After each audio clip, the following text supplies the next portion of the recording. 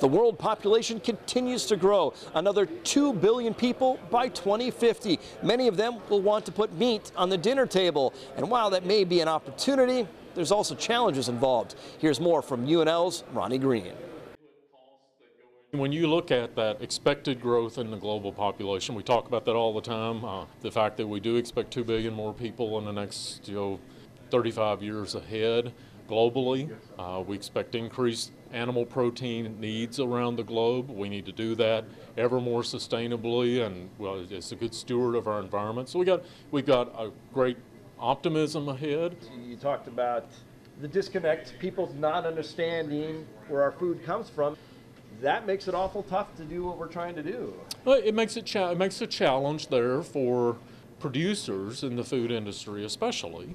So if you're a beef producer and every day you're focused on the best production, best management of your animals that you're stewarding, and you're producing that product you're focused on that every day.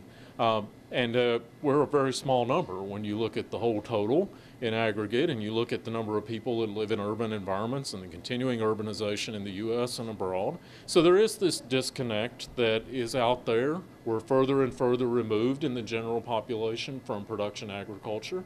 We don't think that way in Nebraska necessarily because we live in production agriculture. But that is a challenge. And when you're not in nature, and you're not every day observing nature and the way that life happens and the way life cycles happen with animal production or crop production and natural resource use that we have, it is a challenge for people to understand all of that and understand where their food comes from, how it's being produced in a stewarded way.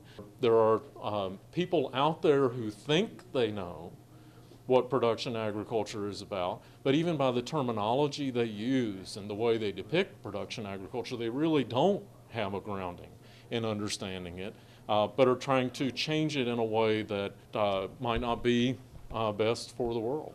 I think that's why it's important, as you said, to be part of the discussion, and there's some groups who maybe you don't agree with in whole, but you have to be part of the conversation. Yeah, I mean, there is an education process here that's part of that. It's helping to understand nature and nurture and all those kinds of things.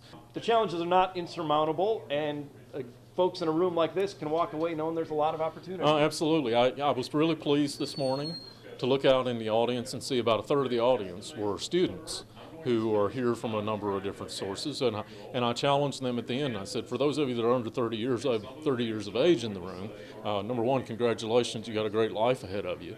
And number two, there's huge opportunity in this business, and there's huge opportunity to meet these needs, to innovate for meeting these needs across all of the sectors of the industry. So exciting times ahead, and we look forward to addressing. Stay tuned, weather is up next.